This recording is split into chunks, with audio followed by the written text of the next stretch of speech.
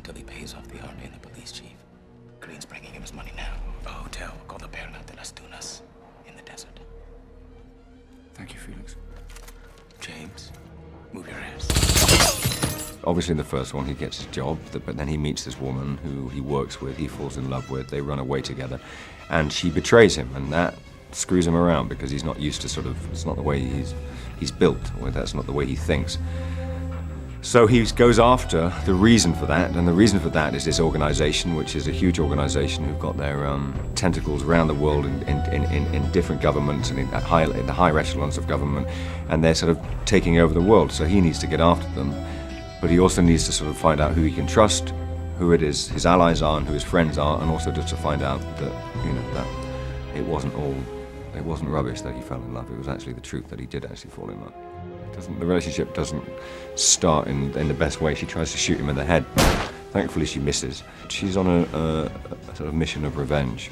She's an ex-agent whose her family has been killed, and she's been left badly scarred by this guy called General Medrano, and she's after him, and they meet up, and he's not on a mission of vengeance. He's out to get the bad guys, but he teams up with her, and they use each other to sort of get to the people they need to get to.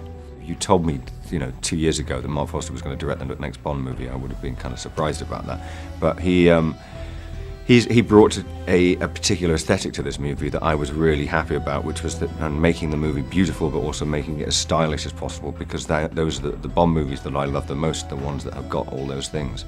He loves movies. He loves making movies, and you need energy and enthusiasm like that on a movie like this because it takes 6 months to shoot. But I was a fan before, and I remain so. I'd love to come back and do another Bond. It's a beautiful movie that's incredibly exciting. It's got as much, if not more, action than the first movie, but there's hopefully the emotional plot comes through, and in fact, you'll get dragged into it and enjoy the ride. That's all I can say. Enjoy the ride.